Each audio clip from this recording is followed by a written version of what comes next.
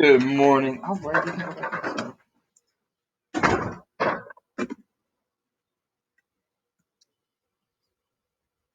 Hello, all. How we doing today? We're going to be talking about 10.1. We're going to break this one in half.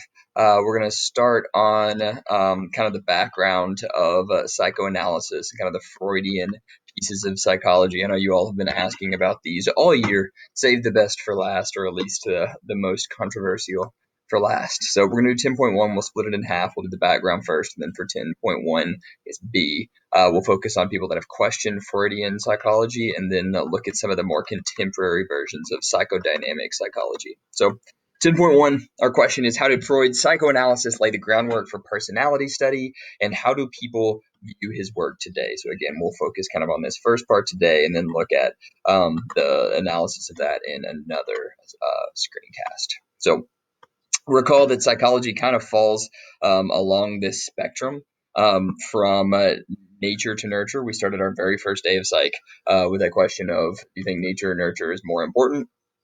And with psychology, we've recognized it's both, right? You can't have one without the other. You can't entirely rely on evolution, just like you can't entirely rely on nurture and the way people were raised. Different forms of psychology aim to do that to some extent.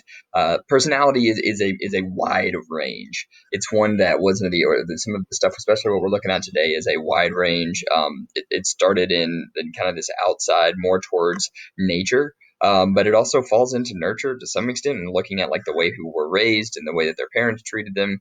So really all of personality falls on this broad spectrum of between evolutionary kind of nature-based psychology and more of the sociocultural nurture side of psychology.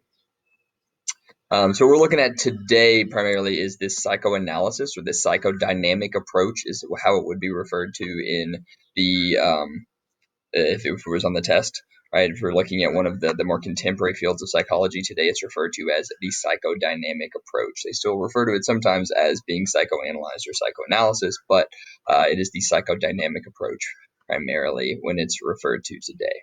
So Freud is what we're starting on.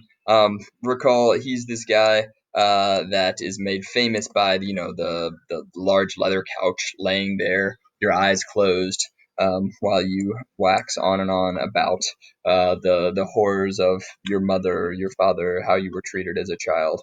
But he really was the guy that made psychology famous, even if a lot of his theories aren't completely true or not seen as accurate today. He popularized it and made it a respectable field so that later we could infuse it with more of that science and make it much more of a legitimate science. So his main theories revolved around personality and how to deal with that and how to kind of therapize that. But his big idea focused in much on the unconscious, right? On like what was going on below the surface, especially, and I say especially, like he was obsessed with sexual desires.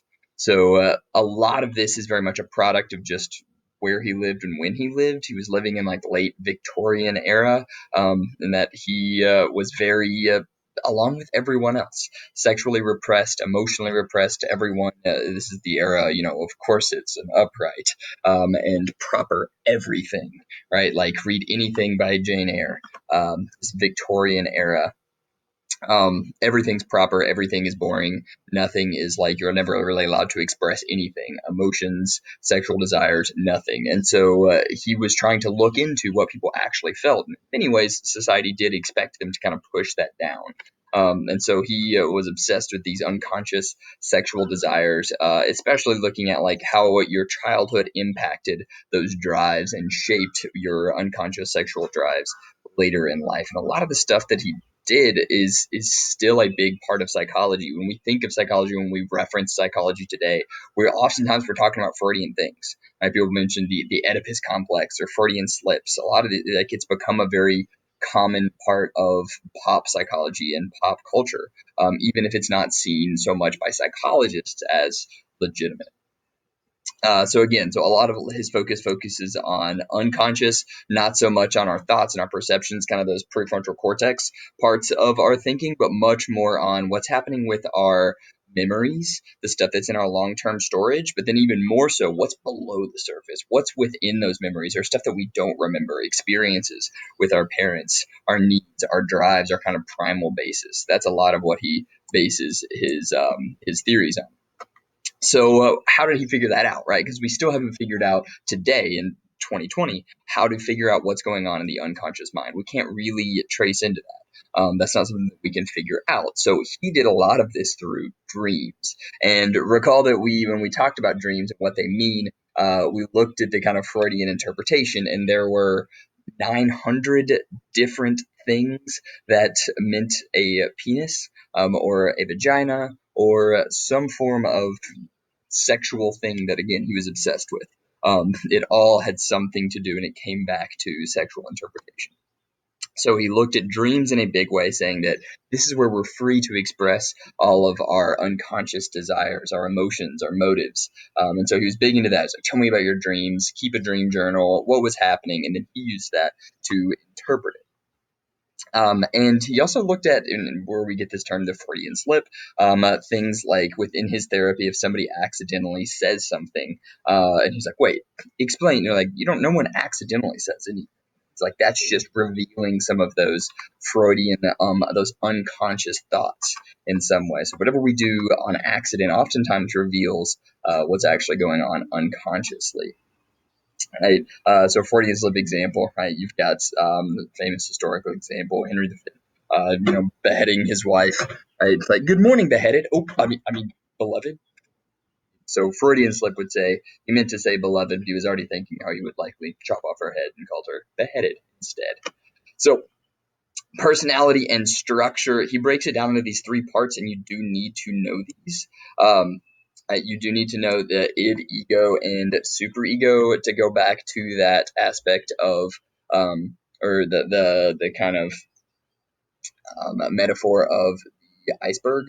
Right? The ego is what you'd see. Right? It's the tip of the iceberg. It's the smallest part, but it is the piece of us that we're the most conscious of. It's our rational side. It's our practical side.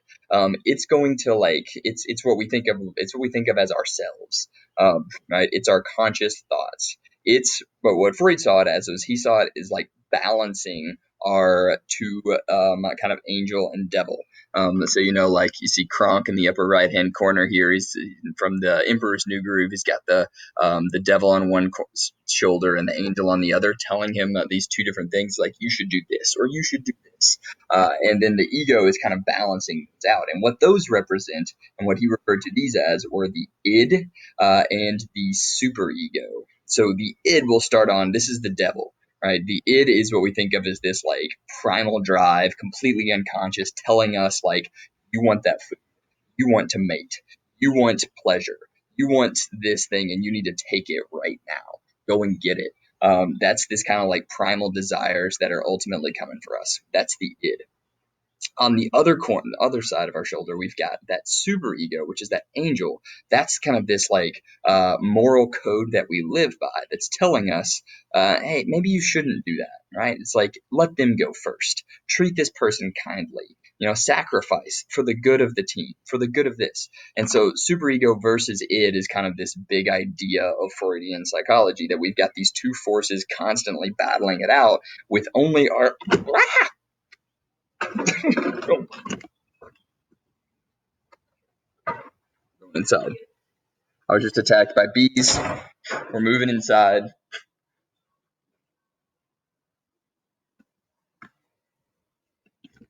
We're back. Update. Was not stung. Two bees fighting each other. Landed on me, attempted to go into my shirt. We're fine. We're back. We're going again. So, this ego kind of balancing out the id and the superego. And you do probably need to understand the basics between all three of these and be able to recognize how they might play out. So the different stages of Freud, so it traced back to, I remember in our development unit, we talked about some of the different developmental psychologists and their different like psychosocial stages, like Erik Erikson, or the development stages of Jean Piaget, it's like cognitive stages of development for children. Freud is the one who really started this off, and he did it a little bit differently, which would be no surprise, a psychosexual stage of development. All kind of seeing like where is it that id first develops the desires that it has. And so he does that into 5 different stages: oral, anal, phallic, latency, and genital phases. Each one of these phases focusing on some form of pleasure that you want in that moment.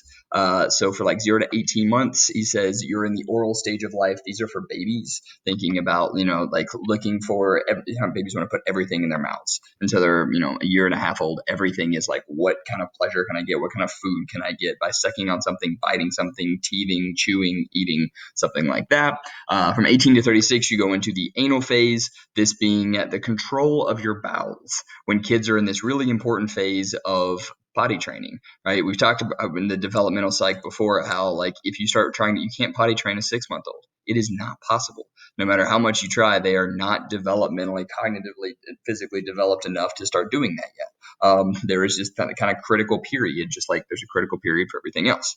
So anal phase is this period of potty training where you are learning how to control things.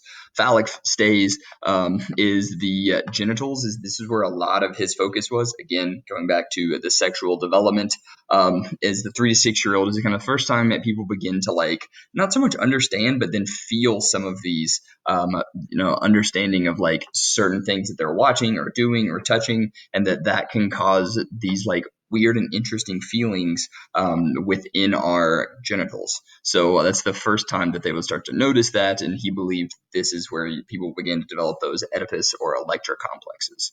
And then latency 6 up to puberty, this was kind of this stage where the cognitively kids develop enough so that they're kind of not even thinking about or recognizing these sexual feelings. But then you get into the genital phase where this is puberty on. If it says anything about what Freud was focused on, most of life for him is the genital phase. So these are the psychosexual stages. You've maybe heard these before in a big way, because we'll go on to this one and come back to that last one. Because you'll hear like he's so anal, right? She is so anal. Focused on somebody that's like overly controlling. This is again kind of going back to that pop culture, pop psychology of Freud and how kind of prevalent he is throughout the entire culture.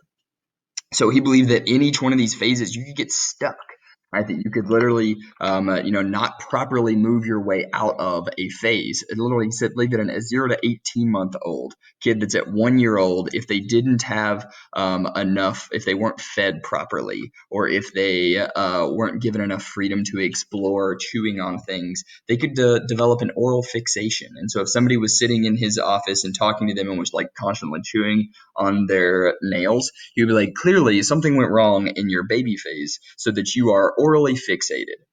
Right? He said smoking was often this. Anyone eating or drinking a lot fell into this. Biting your nails, any of those, you were orally fixated. Anal fixation is control. Right? For 6-month-old or for 18-month-old to kind of like 3-year-olds when they're learning how to be potty trained, he believed that this was really the thing that we're really trying to do was figure out how to take control over their own lives or their own bowels. And so he thought that when people got fixated on that because either their parents were too hard on them, they tried to potty train them too soon, or they just never, they took too long in doing it. He believed that people became anal retentive. And that's a thing that we hear often, right? We still use that very much as a kind of a part of our common repertoire of language. So people get anal retentive in that they are obsessive, they are organized, they are neat. And Freud would say they are that way because they kind of got fixated on that phase of their life. And then others, he said, in that 3 to 6-year-old, he says this is where like sexual dysfunction happens. If children weren't able to like to properly understand their genitals, or were oppressed in some way, or overly controlled or abused by their parents, this is where sexual dysfunction and anxiety came from. So mostly, he says, oral, anal, and phallic fixations were the ones he focused on. By latency and genital, he believed these were just phases that once you evolved and kind of like step by step made it to those, there weren't going to be any fixations. So Freud also gives us that idea of the Oedipus or Electra complex, or as I like to call it, the Back to the Future complex. If you haven't seen it, now would be a great time. Go and question why the movie writers thought that having Marty McFly go back in time and possibly and almost sleep with his mother is a good idea. It was not. So the Oedipus complex is during this phallic phase when boys, or Electra on the flip side for girls, they begin to understand the kind of genital stimulation. They begin to be obsessed with their opposite sex parent. And what that results in is kind of a hatred for their same sex parent. Right? So boys, because they're beginning to understand their genitals, become obsessed with their mother, and like Oedipus in the classic story, want to they have sexual desires for their mother and a hatred for their father. This, like most of the psychosexual stages of development, isn't a thing, right? Like yes, what we've talked about, attraction, how people are often attracted to people who are similar to their same-sex parent. That's not the same thing as a 4-year-old having an internal and automatic desire to have sexual desire towards their mother. Right. Yes, people are attracted to their people that are similar to their same sex parent on average. That is not the same thing as an Oedipus complex. So they also believed this idea of penis envy. Again, Victorian era, read anything by Jane Eyre, penis envy you could rewrite that and just call it the patriarchy, right? Just this belief that life was incredibly unfair for females and continues to be in many ways. Penis envy is much more of what most psychologists now would refer to it as is like the female recognition that society often values and gives benefits to males that it doesn't give to females. So it's not so much an actual physical penis envy as much as it is like a societal status and power envy. Cool. And finally, and really probably the only thing that is legitimate from what we've looked at so far for Freud. A lot of this has been much more of a history lesson. Are Freud's defense mechanisms. These are, and I'll point this out, the only Freudian theories that most psychologists see today as legitimate. So these are something that we all have and we all do. This is essentially something that we do to reduce stress or reduce anxiety. When we are freaking out about something, when we're angry about something, any overly powerful emotion, if it has like hit the tipping point and gone too far, our brain wants to protect us. Right? Our body wants to protect us, and it recognizes that we can't handle this much anger or this much frustration or this much stress, and it'll do something with it.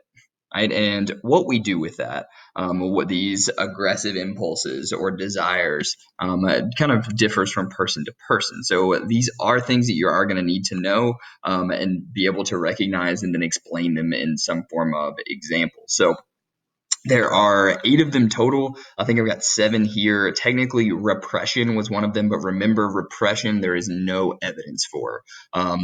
Any traumatic experiences for the most part, without actual brain damage, people remember those more strongly than they do repress them. There's no evidence for repression, even if our movies and books often refer to it and go back to this Freudian theory.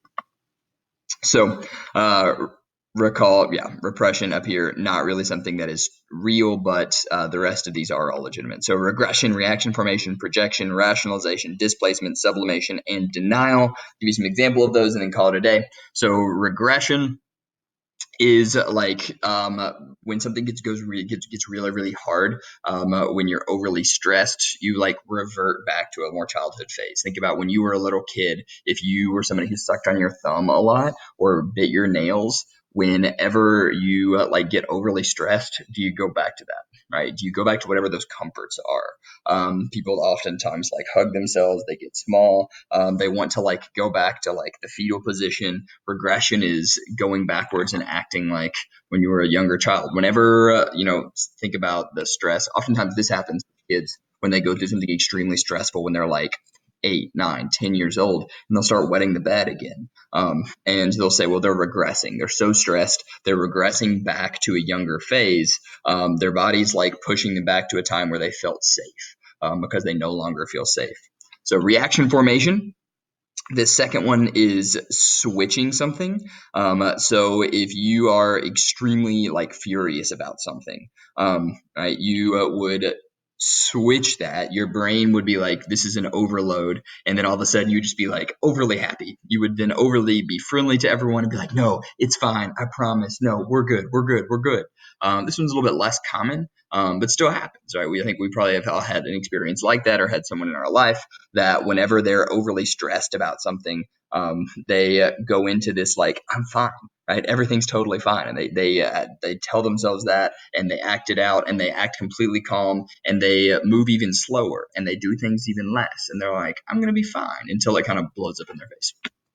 Projection is disguising whatever your own impulse is and putting it onto someone else. This one's very common. Think about like seniors, right? We're hitting a point now where you all are all about to leave. In the fall, you're traveling. You're going to be going off to college, starting somewhere new.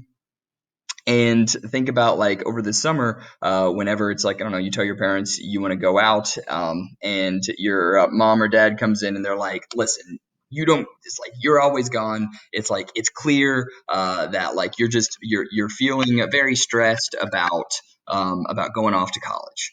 Right. You're clearly super stressed about this, and you're afraid to be away from home. And so it's like, you need to stay home and deal with those emotions.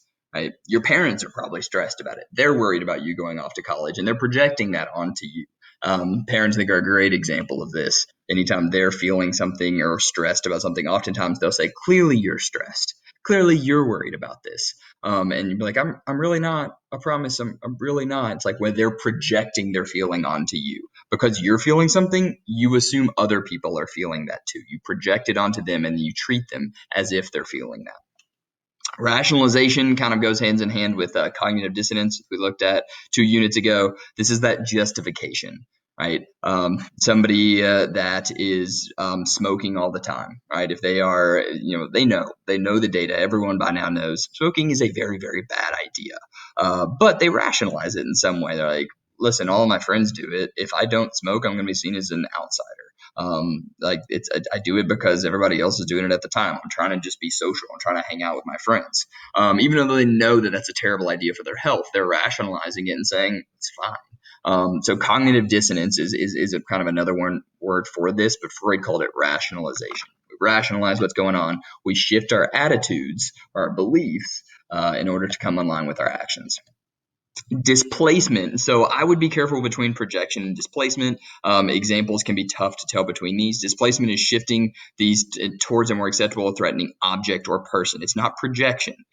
So like displacement is you're taking it out on someone else. Projecting it is taking your emotions and putting them on someone else and assuming they have those. Displacement is taking whatever our sexual or aggressive impulses are and then taking it out on someone that's lesser. There's kind of a power dynamic there.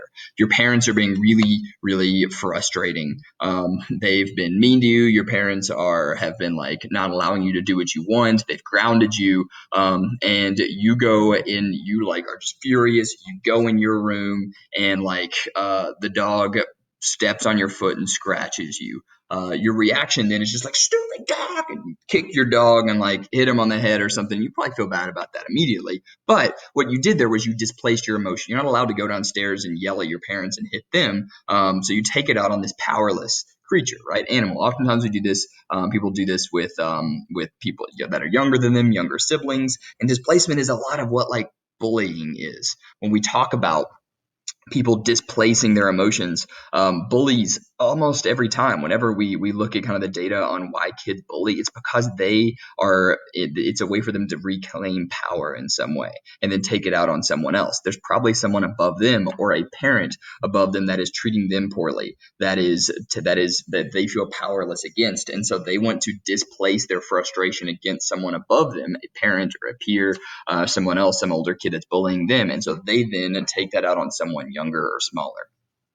Sublimation is transferring of something that's unacceptable into more socially valued. So the best example of this is Dexter, I think. If you've seen Dexter, the show, he's a guy with basically impulses to be a murderer, or to become a serial killer. And so he works at a morgue. He says is like, clearly it's socially unacceptable for me to kill people, for me to actually take out the emotions and these things that I'm feeling, these aggressive tendencies to kill other people. So what he does is he becomes a mortician and he works with dead bodies every single day. And so, being able to take out these unacceptable impulses, he does something that people see socially acceptable. This example here, somebody that's overly aggressive and excitable ends up becoming a surgeon as a way that they can, like, more aggressively, cut into a human body and take care of them in some way that's more socially acceptable. And then denial is just refusal to believe it. Right? That would say, this person that you really care about is doing drugs again. They're smoking. They're having an affair. Anything, you're just like, that's not true. I refuse to believe that. Like, they would never do that. No. Oftentimes, even to a point where it's obvious, when all the data is laid out in front of us, this is that, like, all right, we just need the confirmation bias or perseverance. All we need is one piece of evidence to say, to affirm what we think, or we're just going to outright just refuse any other evidence and say that can't be true. Denial. So we'll close there. There is a kind of worksheet on Google Classroom where I want you all to do some practice for this. Again, these are things you probably need to recognize. There's only 2 FRQs, so the chances of this popping up are slim, but the chances of everything popping up are slim. So it's something worth knowing, just like everything else. 20 different questions. Think about examples. Our probably next week, either Friday or Monday, when we have our next in-class meeting, we'll go through these and talk about them, because these are things that you would need to know. So as an example, I'll give you the first 3 free because you all tuned in, for those of you that watch this. So your first one, even a top baseball player will sometimes strike out on an easy pitch. When this happens, his next action may be to throw his bat or to kick the water cooler with all his might. Goes into the thing, you've seen this. Those of you who played baseball may have done this, right? They like throw down their helmets, rip something away, like kick the water cooler, throw it over. It's like furious because they're mad at themselves. They're frustrated at what's going on. And clearly they're not like repressing their feelings. They're letting it out. And this may seem like projection, but remember, they're not assuming someone else is angry and mad. They're angry and mad, and they're taking it out. And when they're taking it out in some way, this means they are displacing their emotions. This is displacement. They're taking it out on something they can't fight back, in this case, the water cooler. So it doesn't have to be a living thing. It's oftentimes that, but it can be something else. Punching a wall, also displacement. 2, soldiers exposed to traumatic experiences in concentration camps during wartime sometimes had amnesia and were unable to recall any part of their ordeal. Now recall, there's not a lot of evidence of this, but you still need to kind of understand, as an example of it, this one is repression. 3, the mother of an unwanted child may feel guilty about not welcoming her child, and as a result, she may try to prove her love by becoming an overindulgent and overprotective of the child. Remember, this is where you don't feel like this mother isn't excited about becoming a new mother, and so years later she's ashamed of that and is going to do the opposite of it. And so this is the opposite one, which is reaction formation. She's going to go overboard, like switch entirely, go to the total opposite end of that spectrum and become overindulgent, overprotective of everything. So there are 17 more of those. Try to fill those out. We'll go through the answers later, talk about each one of these on our next screencast. Until then, so next screencast for this one, for 10.1b, we'll look into those kind of criticisms of Freud and what modern psychodynamic approach looks like. So we will call it a day there. Thanks for tuning in. Much love.